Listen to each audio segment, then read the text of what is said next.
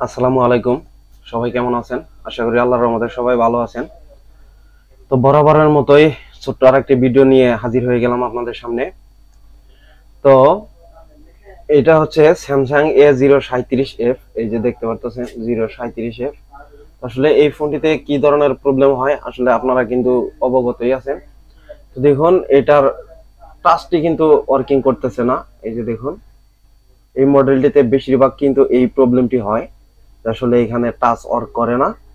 আর টাচটি যদি ওয়ার্ক করতো তাহলে কিন্তু এখানে হচ্ছে এলসিডির যে লাইটটা কিন্তু হচ্ছে বন্ধ হয়ে যেত না। দেখুন পাওয়ার বাটন প্রেস করে আবারও লাইটটা নিয়ে আসলাম। এই যে দেখুন কোনোভাবেই কিন্তু আসলে টাচটি কাজ করে না। এই যে দেখুন এখানে কিন্তু বাতিটি আবারও বন্ধ হয়ে গেল। যে আসলে এই ফোনটি কিভাবে আমরা সমাধান করি অন্য ভিডিওতেও হচ্ছে আপনারা দেখেছেন। এই ভিডিওটিও হচ্ছে আপনারা আমাদের সাথেই থাকুন, উপভোগ করুন। তো এই ফোনটাকে হচ্ছে এখন আমি সর্বপ্রথম হচ্ছে ডিসপ্লে ফ্রেম থেকে মাদারবোর্ডটাকে আলাদা করে নিব। আলাদা করে নিয়ে তারপরে হচ্ছে এই কাজটি আমি করার চেষ্টা করব।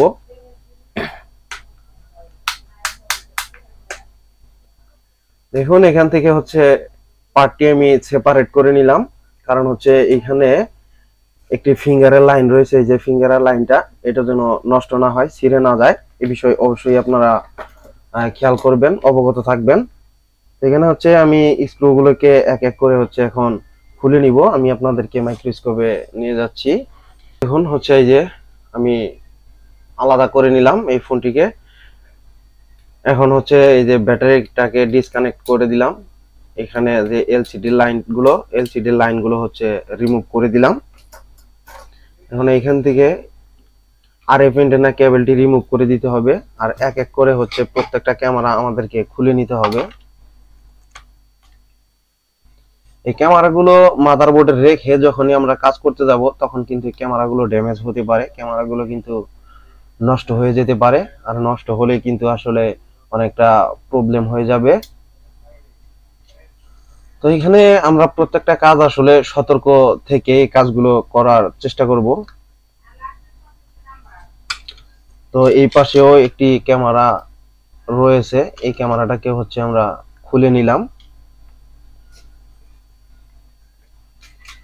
এখন যে ডিসপ্লে ফ্রেমটি হচ্ছে আমি সম্পূর্ণ আলাদা করে নিলাম, মাদারবোর্ডটাকেও আলাদা করে নিয়েছি।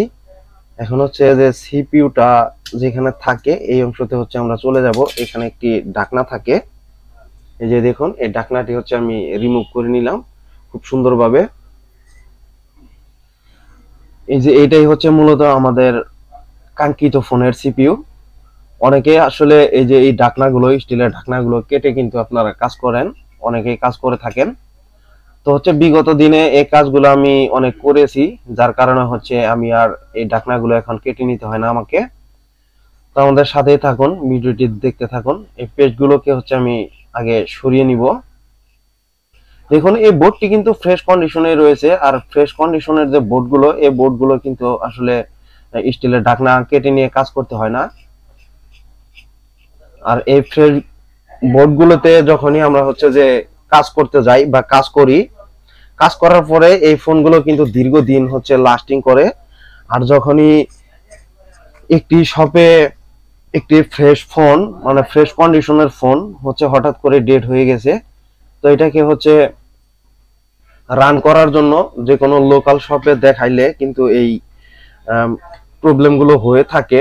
কারণ এক চান্সে ফোনগুলো রান হয় না। সেই ফোনগুলো অবশ্য পরবর্তী সময়ে আমাদের সাথে যোগাযোগ করার চেষ্টা করে থাকেন আপনারা। কারণ হচ্ছে পরবর্তী সময়ে যোগাযোগ করে কোনো একটা বেশি লাভ হয় না।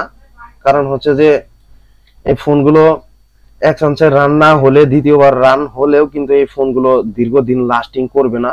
এই বিষয়টি কিন্তু অবশ্যই আপনারা অবগত থাকবেন এই বিষয়ে। তো এখানে হচ্ছে আমি পিসিবির সাথে আমি মাদারবোর্ডটাকে বসিয়ে নিলাম। এখন হচ্ছে সাইড থেকে আঠাগুলোকে কেটে নিব। তো কিভাবে করে হচ্ছে প্রসেস করে সম্পূর্ণ প্রসেসটাই হচ্ছে আমি আপনাদেরকে দেখানোর চেষ্টা করব।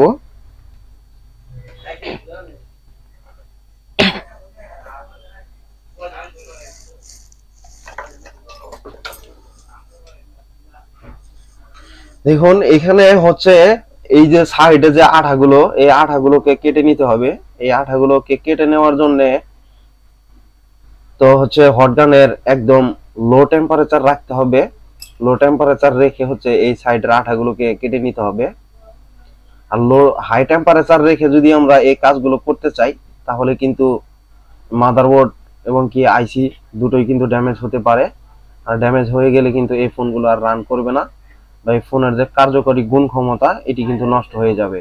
এটি নষ্ট হয়ে গেলে এই ফোনটি কিন্তু আর নেক্সট টাইমে যদিও সিপিইউ চেঞ্জ করে বা র্যাম রম আইসি চেঞ্জ করেও যদি কখনো হচ্ছে এই কাজটি করা সম্ভব হয় তাহলে কিন্তু আসলে এই ফোনটি খুব বেশি একটা ভালো চলবে না।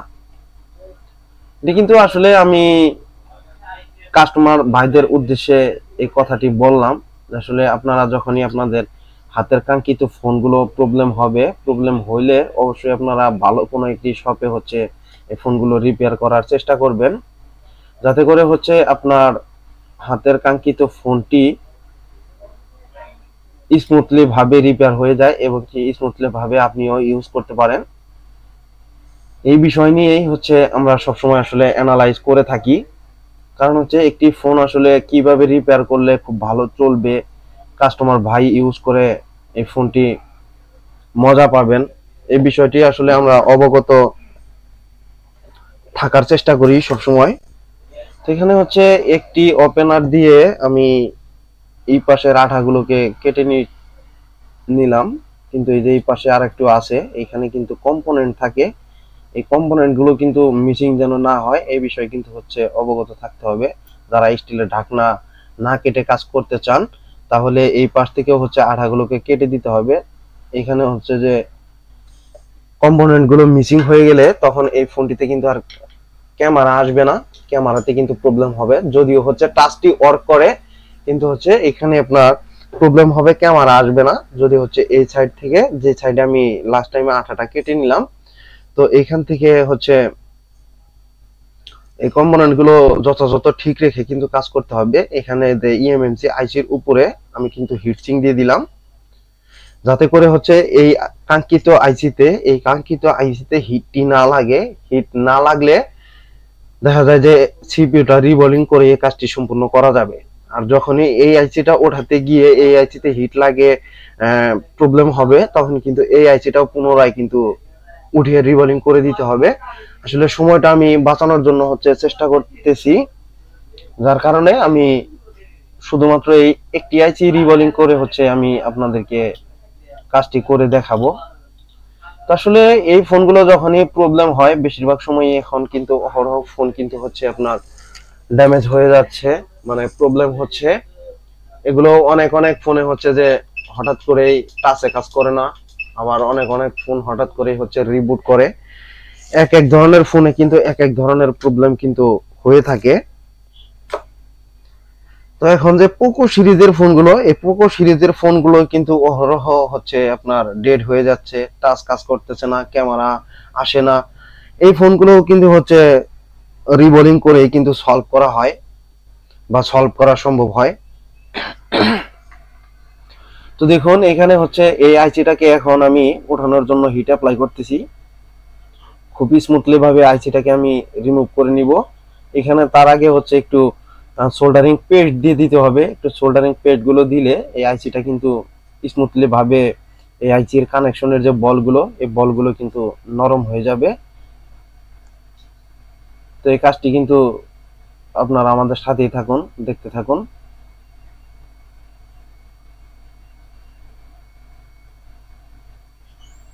এখানে হিটটা কিন্তু একদিকে ধরে রেখে দেওয়া যাবে না, একদিকে হিট দিলে কিন্তু এই আইসি গুলো পুড়ে যাবে এবং কি মাদারবোর্ডটি কিন্তু ফুলে যাবে।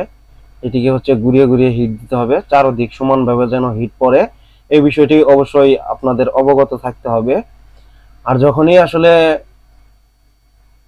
হিটটি একদিকে পড়ে তখন কিন্তু আইসির যে কোনো একটি অংশ কিন্তু পুড়ে যেতে পারে। তখন পুড়ে গেলে কিন্তু এই আইসিটি কিন্তু কাজ করা বন্ধ করে দিবে এবং কি হচ্ছে রিডিংটা কিন্তু ঠিকঠাক দেখাবে না রিবোলিং করার পরে। আর যখন এই আইসি গুলো রিমুভ করার সময় আপনারা হিট দিবেন, হিট দেওয়ার পরে দেখবেন যে আশেপাশে কম্পোনেন্ট গুলো হচ্ছে আপনার হয়ে গেছে, নরম হয়ে গেছে, তখনই কিন্তু এই আইসিটা ওঠানোর জন্য প্রেসার দিবেন। তা না হলে কিন্তু অন্যথায় প্রেসার দিলে কিন্তু মাদারবোর্ডের লেয়ার গুলো কিন্তু ড্যামেজ হয়ে যাবে। যে এখানে হচ্ছে আমার কাছে মনে হচ্ছে যে এই আইসিটা এখন নরম হয়ে গেছে। এখন এইভাবে করে হচ্ছে হালকা প্রেসার দিয়ে এই আইসিটাকে আমরা রিমুভ করে নিব।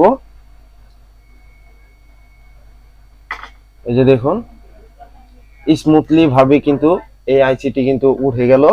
এখানে কোনো ধরনের কোনো রং বা কোনো ধরনের যে বল ড্যামেজ হওয়া বা মাদারবোর্ড ড্যামেজ হওয়া এরকম কিন্তু কোনো হয়নি। এই যে দেখুন এখন এখানে হচ্ছে আমরা সোল্ডারিং পেস্ট দিয়ে দিব। সোল্ডারিং পেস্ট দিয়ে এই বলগুলোকে আগে ভেঙে নিব। আইসিটা ওঠানোর পরে মাদারবোর্ডটা গরম থাকা অবস্থায়, না হালকা হালকা একটু গরম থাকবে, এই গরম থাকা অবস্থায় যখন এই বোর্ডগুলো আমরা ক্লিন করতে যাব, ক্লিন করে আসলে অনেকটা সুবিধা হয়। আর যখন এই বোর্ডগুলো ঠান্ডা হয়ে যায় তখন কিন্তু এই আঠাগুলো অনেকটা আবার শক্ত হয়ে যায়, তখন কিন্তু এগুলো ক্লিন করতে গেলে কিন্তু বলগুলো ড্যামেজ হয়। ড্যামেজ হলে এই বলগুলো আবারও রিপেয়ার করতে হয়, তখন কিন্তু আসলে অন্যরকম একটি প্রবলেম মনে হয়। কারণ এই মাদারবোর্ডের কাঙ্ক্ষিত যে কার্যকরী যে লাইনগুলো, এই লাইনগুলো হচ্ছে একটি কার্যকরী লাইন যখন ড্যামেজ হয়ে যাবে, ড্যামেজ হয়ে গেলে এই ফোনটি মোটামুটি রিপেয়ার করতে অনেকটা সময় লাগে এই বলগুলো রিপেয়ার করতে। তো দেখুন মোটামুটি কিন্তু হচ্ছে আমি মাদারবোর্ডের বলগুলোকে ভেঙে নিলাম। এখন আপনারা এই যে এরকম ধরনের সোল্ডারিং ওয়্যার নেবেন। সোল্ডারিং ওয়্যার নেওয়ার পরে এখানে যে আমি এর আগে কাজ করেছিলাম মাথাটাকে কেটে দিলাম। তো এখান থেকে হচ্ছে মাথাটাকে আমরা ডবল একটি ভাঁজ করে নিব। ডবল একটি ভাঁজ করে নিলে কি হবে, এই সোল্ডারিং ওয়্যারের যে ইগুলো থাকে এগুলো হচ্ছে এইগুলো কিন্তু আসলে তখন মানে এলোমেলো হবে না। এলোমেলো না হলে কিন্তু এই কাজগুলো করে অনেকটা মজা পাওয়া যায়।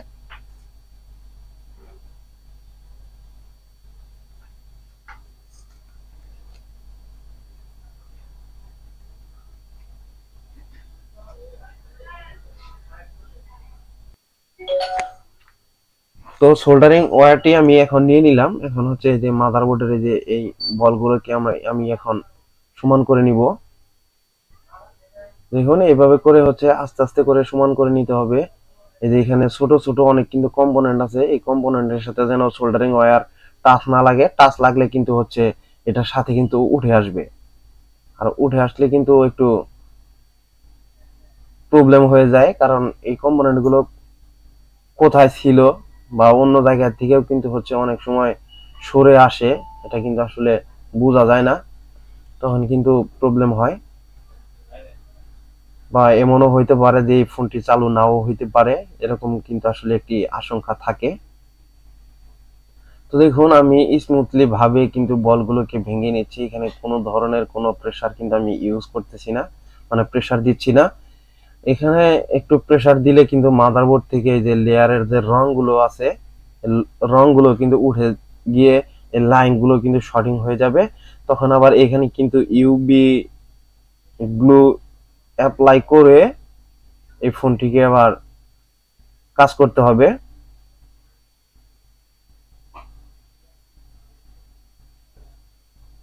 এই যে দেখুন মোটামুটি কিন্তু হচ্ছে মাদারবোর্ডটি আমার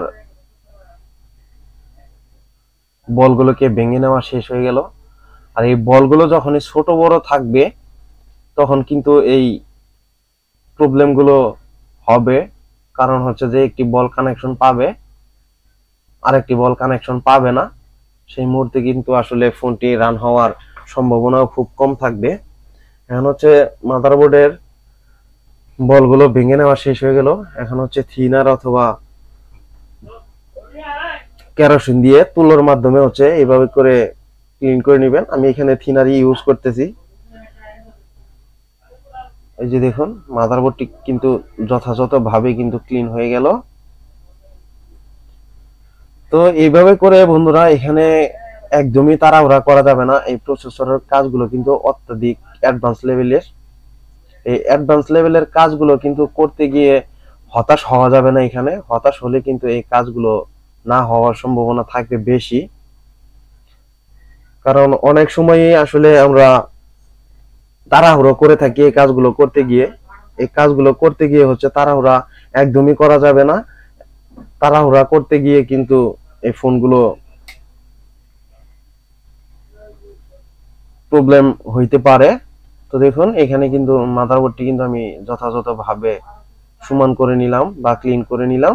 আপনারাও চাইলে এইভাবে করে নিতে পারবেন।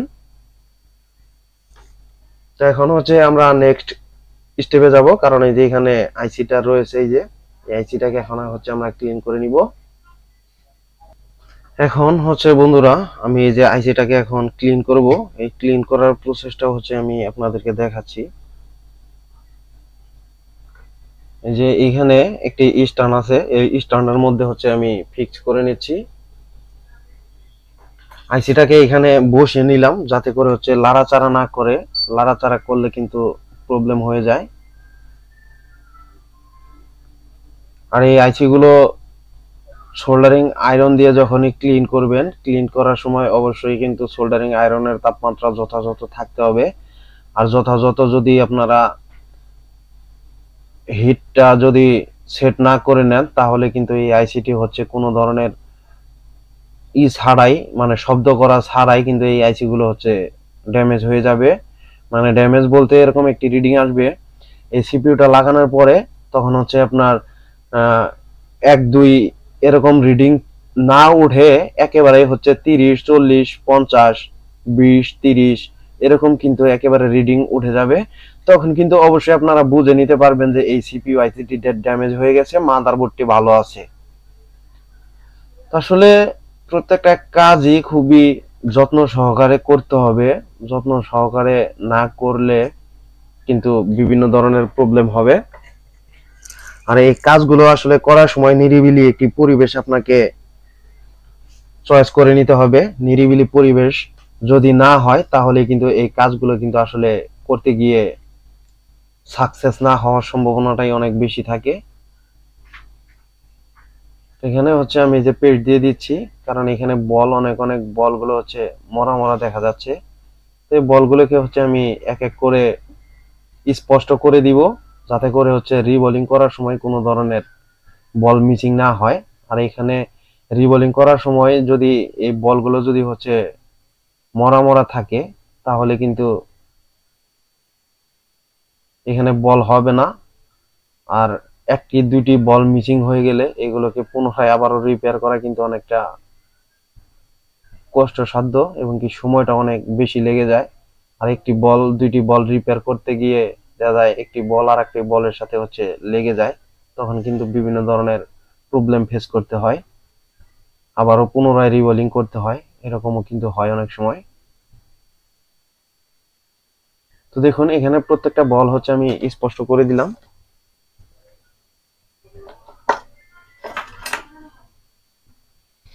এখন এখানে সোল্ডারিং ওয়্যারের মাধ্যমে এই বলগুলোকে পুনরায় আবারও ভেঙে দিব।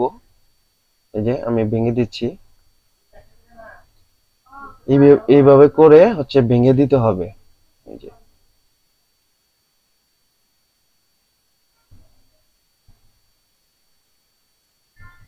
দেখুন এই যে প্রত্যেকটা বল হচ্ছে আমি এখানে ক্লিন করে দিলাম, একেবারে আয়নার মতো কিন্তু ক্লিন এখানে দেখা যাচ্ছে।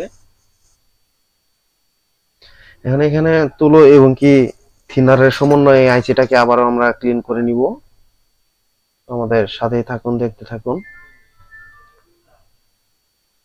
এখানে আইসিটা এই স্ট্যান্ডে যখনই আপনারা আইসিটা লাগাবেন, আইসিটা লাগানোর সময় কিন্তু অনেকটা বেশি প্রেসার দিয়ে কিন্তু লাগানো যাবে না। অনেকটা বেশি প্রেসার দিয়ে লাগাইলে কিন্তু এখানে আইসিটা বাঁকা হয়ে যেতে পারে। এখানে কিন্তু আসলে বিশাল ধরনের একটি হইতে পারে, এই বিষয়টি আসলে আপনারা অবগত থাকবেন। তো দেখুন এই আইসিটা হচ্ছে আমি সম্পূর্ণরূপে ক্লিন করে নিলাম। দেখুন একটা বলও কিন্তু অস্পষ্ট নেই, প্রত্যেকটা বলই কিন্তু স্পষ্ট ভাবেই আছে। আসলে এইভাবে করে কাজগুলো করতে হবে। তো এখন এই আইসিটাকে হচ্ছে আমি রিবোলিং করে নিব। রিবোলিং করে নিয়ে তারপরে হচ্ছে আমি আপনাদের সামনে আবারও আসব। তো আমাদের ভিডিওটি সম্পূর্ণ দেখার অনুরোধ রইল। তো এখানে দেখুন বন্ধুরা, এই আইসিটা কিন্তু আমি কিভাবে ক্লিন করলাম এই বিষয়টা কিন্তু দেখাইছি। এখন হচ্ছে এই আইসিটা আমি রিবোলিং করে নিয়েছি, রিবোলিং করা শেষ হলো মাত্রই। এখন এই আইসিটাকে একটু পেস্ট দিয়ে দিব, এখানে পেস্ট দিয়ে বলগুলোকে একটু রিসাইজ করে নিব। রিসাইজ করে নিলে আইসিটা মাদারবোর্ডের সাথে লাগাইতে সুবিধা হবে। এই যে দেখুন, এইভাবে করে হচ্ছে চারদিকে পেস্টটাকে ছড়িয়ে দিতে হবে। ছড়িয়ে দিলে বলগুলো যদি একটু আঁকা বাঁকা থাকে তাহলে কিন্তু এই হিটে কিন্তু সমান হয়ে যাবে।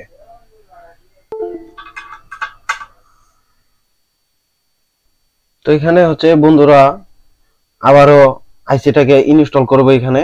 এই যে দেখুন, আইসিটা এইভাবে ছিল, এটা কিন্তু ডট বার দেখে কিন্তু বসিয়ে দিতে হবে, তা না হলে অন্যথায় কিন্তু এই আইসিটি ফিক্স করা যাবে না মাদারবোর্ডের সাথে। যে এইভাবে করে হচ্ছে সুন্দর করে আমি এখন বসিয়ে দিচ্ছি। এই যে দেখুন, এখন হচ্ছে এখান থেকে হিট অ্যাপ্লাই করব।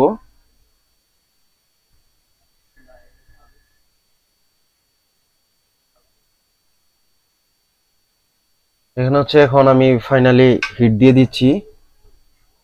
এখন এখানে হচ্ছে আমি আগে একটু করে নিব এই আইসিটাকে, এখানে হচ্ছে টুইজার দিয়ে ধরে রাখবো যাতে করে হচ্ছে আইসিটা অন্যদিকে সরে না যায়।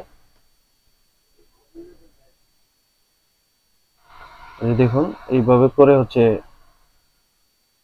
হিট দিয়ে দিচ্ছি। যখন এই যে সোল্ডারিং পেস্ট দিলাম, এই সোল্ডারিং পেস্টটি যখন একটু নরম হয়ে যাবে, নরম হয়ে গেলে তখন হচ্ছে যে আর এই আইসিটা কিন্তু লাড়াচাড়া করবে না। এই যে দেখুন, এখানে কিন্তু হচ্ছে একটু মনে হচ্ছে লাড়াচাড়া করতেছে।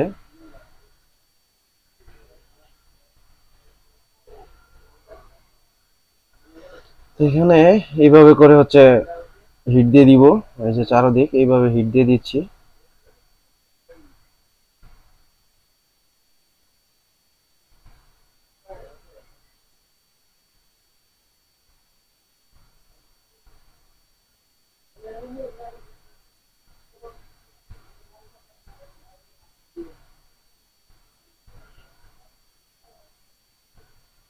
দেখুন, এই যে আইসিটি কিন্তু যথাস্থানে কিন্তু বসে গেছে। তারপরে এই যে একটু আমি টুকা দিয়ে হচ্ছে দেখে নিচ্ছি। এই যে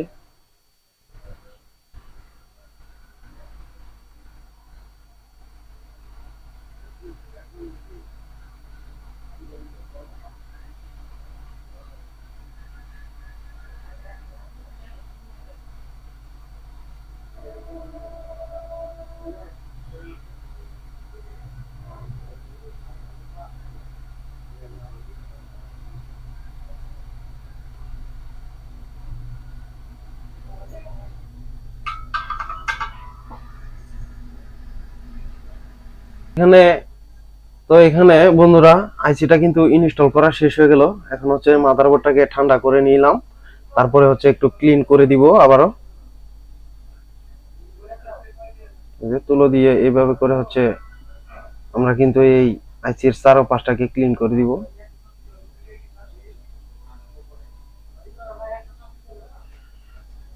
এইভাবে ক্লিন করে দেওয়ার পরে এখানে হচ্ছে একটু থার্মাল পেস্ট আমরা ইউজ করে দিব, যেটা কোম্পানি থেকে হচ্ছে ইউজ করা থাকে। তো দেখুন, এই যে এখানে আমি একটু পেস্ট দিয়ে দিচ্ছি। পেস্ট দিয়ে তারপরে হচ্ছে যে এখানে ঢাকনাটা ছিল, এই ঢাকনাটাকে এখানে বসিয়ে দিব।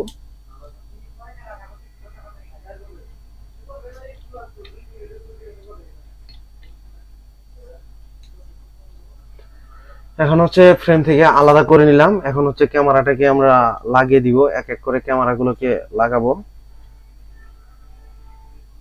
এটা ছিল এই পাশে, এই যে লাগিয়ে দিলাম। এখন হচ্ছে বোর্ডটাকে ডিসপ্লে ফ্রেমের সাথে সংযুক্ত করি।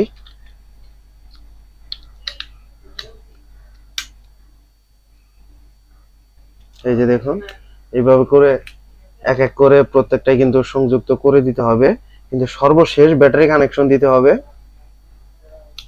তা না হলে কিন্তু মাদারবোর্ড গুলোতে প্রবলেম হইতে পারে। এখানে যে আরো একাধিক ক্যামেরাগুলো রয়েছে, এই ক্যামেরাগুলোকে এখানে হচ্ছে আমি ফিক্স করে নিচ্ছি।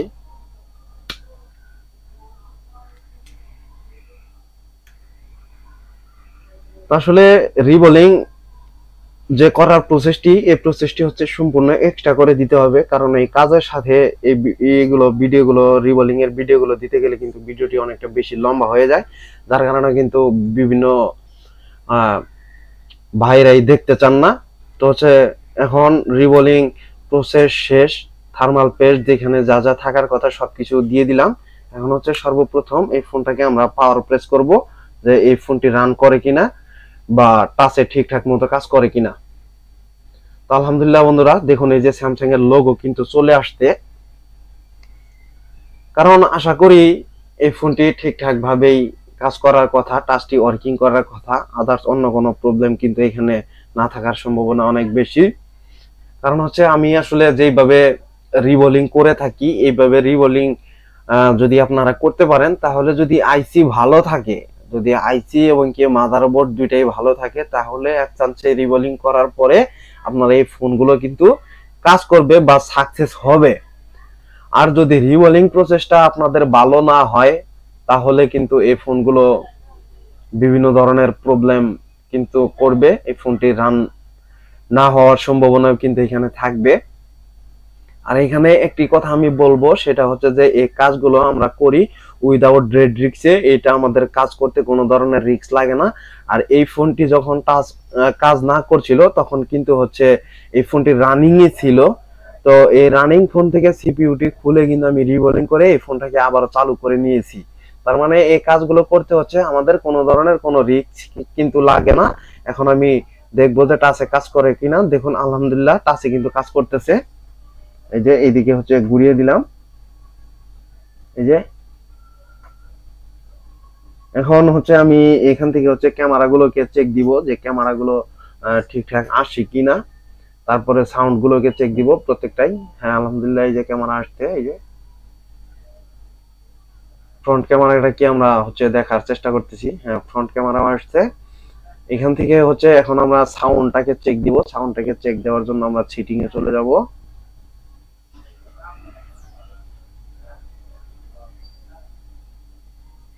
এখান থেকে হচ্ছে সেটিং এ যেতে হবে আমাদেরকে। এই যে সেটিং, এখান থেকে হচ্ছে আমরা সাউন্ডে যাব।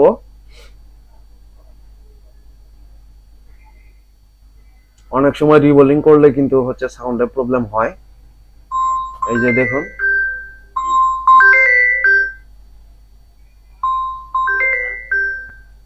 এই যে সাউন্ড আপনারা শুনতে পারতেছেন। আজকের মতো এই পর্যন্তই ছিল বন্ধুরা, সবাই ভালো থাকবেন, দেখা হবে নেক্সট অন্য কোনো ভিডিওতে।